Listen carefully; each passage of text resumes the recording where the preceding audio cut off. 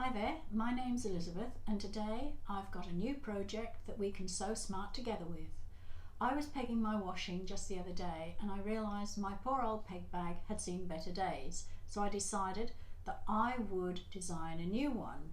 So gather up your fabrics together and I'll show you how it's done. So this is the one that I've actually made for myself because I actually had these fabrics in my stash, and this piece of fabric I had, as you'll see, it's got like a one-way design, so it has the main pattern at the bottom and then it fades out as it gets to the top. If I flip that over, you'll see what I mean. This is the back, so there's just no sort of full pattern here, but this is very useful to use for this. So if you've got a piece like that, use it. I've just used a plain spot for this lining, and as you see, you've got plenty of space in here for your pegs. And I've got a 13-inch hanger. Now this is just a plain store hanger that I don't know what was on it, but that's quite adequate. 13 inches from end to end. That's what you will need. So you will need two pieces, 18 inches across the fabric for all of this, and some wadding. Now it's a very simple pattern and it's in my Etsy shop, so go along and have a look, but it's cut with the fold. Now this is a different one that I'm doing. I found a lovely piece of sunflower, so I thought I would do that, but everything is cut on the fold. So this is cut on the fold and the lining pieces are also cut on the fold, and then the shape for the neckline is just simply cut out like that, again on the fold. So this is one I'm not going to demonstrate on, but for the purpose of this exercise I will show you. I can get my finger in there. That's quite a bright and cheerful one that we're going to do. And this one is again fabric I had in my stash. Many of you might recognize it. It's just a nice bright sky pattern and a nice tone-on-tone lining. So the first thing you will need to do, put that there, is you will cut out the back sections. Now the back sections, you will have your wadding and your lining with the right side up and your top fabric right side down, right sides together with those. So according to the pattern you will cut that out and just lay it down and pin it together. I have trimmed off my wadding because my machine prefers it not to be overhanging too much, and all I've done, because the back neckline, as you know, on a top, it's made to look like a lady's top, so it has a little bit of a curve around there. So I'm actually going to stitch, I've pinned it, and I'm going to stitch along the curve there, trim it off, and then I will turn it the right way out. So I've stitched my line. I've done quite a small stitch, and now I'm just going to trim off my wadding because I don't want a lot of bulk in the back of this. So trim off my wadding.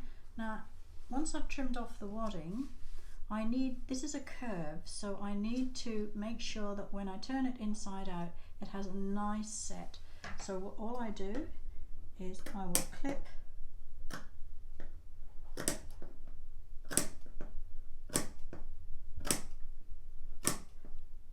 and my handy hint number 17 will show you all about this. It just gives it a really nice finish. So I've clipped it all along. Now when I turn it to the right side, remember this is going to be the piece that shows in the neckline. When I press that now, it's going to have a lovely curve just right for the back of the neckline. And that clipping means that, and removing of the wadding means that you've got no bulk. I will top stitch that about 1/8 of an inch around the back there, but that just gives it a really nice finish. With you haven't got those little square edges when you've tried to turn a curve inside out. So my top stitching, 1/8 of an inch all the way around the back neck section. You can see there I've used a very small stitch, and that now sits nice and curved. The next step is to draw on the quilting lines, which I will do on the yellow side because I have a black friction iron-off pen. So I want to mark my quilting lines, and to do that my work is 15 inches approximately across, so I will mark at 7.5, which is halfway, and then I will mark, because it's exactly the same at the bottom, 15, it will again be 7.5. I'll put a mark there, and then I will just draw a line down from the top neckline to the bottom,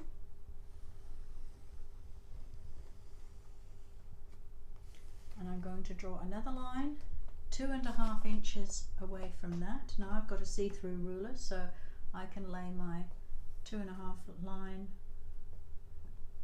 up with through, I can see it through the ruler, and I'm going to put another line down there, and I will continue to do 2.5 lines right across as far as I can go, and those are my quilting lines. So I've drawn them all on at 2.5 inch intervals all the way across. It fits this really nicely. I'm going to quilt using a long quilting stitch right up there, right through all the layers, and then this, if you can see, will be the result. Just the lines up and down. You don't need any going across the way. So as you can see, I have stitched down my quilting lines. I'll just take out the remainder of my pins. It's a good idea to pin when you've got 3 layers, and as you'll see, you can't see much on the back because I've used a slightly darker thread for my bobbin. So now all I'm going to do is put this one aside, because once I've done the top section, we're going to zigzag to hold these sections together all the way around. I will trim off a little bit of wadding. If you've got a little bit that sort of juts out, trim that back, but then, as I said, once I've done the top section, we will zigzag around both sections. I'm going to do the same for the top pieces. I've got my wadding, I've got my main fabric down, and my lining right sides together, and just as I stitched around the back of the neckline, I'm now going to stitch, I've pinned around the shape of the front neckline, and I'm now going to stitch a 1/4 inch seam all the way around there, from the top of the shoulder right round to the top of the other shoulder, and then I will clip exactly the same as I did for the curve on the back of the neckline and turn it right side out. I've stitched it, and I've trimmed back the wadding, and I've clipped the seam, the 1/4 inch seam there. I have turned it to the right side, given it a nice press, and now I'm going to top stitch again the 1/8 inch stitch all the way around here, making sure I just push that over so I get a nice finish on the curve. Now this one that I showed as an example to begin with, I've improved on that since, as you learn by your mistakes. I actually didn't do that, I bound it, but it's very difficult to bind those curves, so this is why I have chosen to top stitch and just turn it instead. So I've top stitched around here 1/8 inch, it's come out nice, turned it over so you can still see the 1/8 inch line, and just the same as I did for the back section, 15 inches, I've marked it at 7.5 across, and if you look, it's the 1/2 inch would be there between those 2 places on your board, so the 1/2 inch there is halfway between that. All I did was I lined it up on my board, drawn the line, and then 2.5 inches out from the center line on both sides, and I have quilted down those lines, so that turns out to be quite effective there. And now I will just pop this one underneath so you can get a better idea. So that will, oops daisy, that one will fit on the top there. I'll trim it back if in any section it doesn't fit quite right, but you can see that's your lady's top look. So all I'm going to do now is I'm going to actually zigzag all the way around the edges, the raw edges, because you've got the 3 raw edges on the top section and on the bottom section. I'm going to zigzag stitch all the way around to neaten those up and take a bit of bulk off the seams before I put the actual bag together.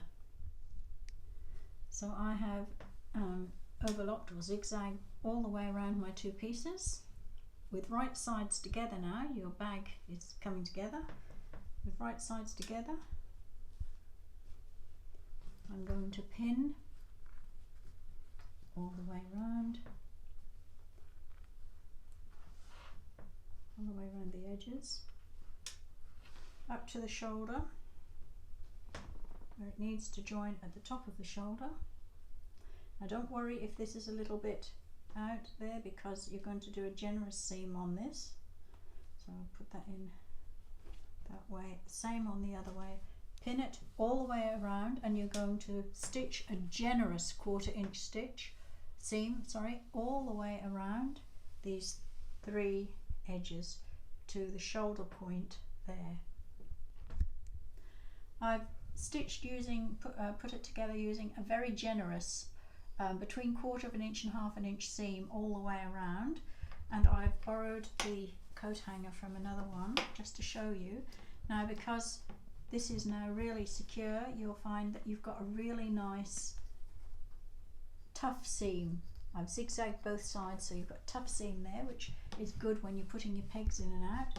And because sometimes when you've got a washing line and a bit of wind, I've actually just tacked down around the hanger at the top here and the inside to secure the coat hanger. But I think that makes a lovely peg bag. So if you've enjoyed making our peg bag today, then give us a thumbs up and subscribe. And don't forget, the pattern for this with all the templates is in my Etsy shop. Go along and have a look, because all my patterns are in there for every project that I've done. So I'll see you again when we do another new project, and until then, have fun sewing.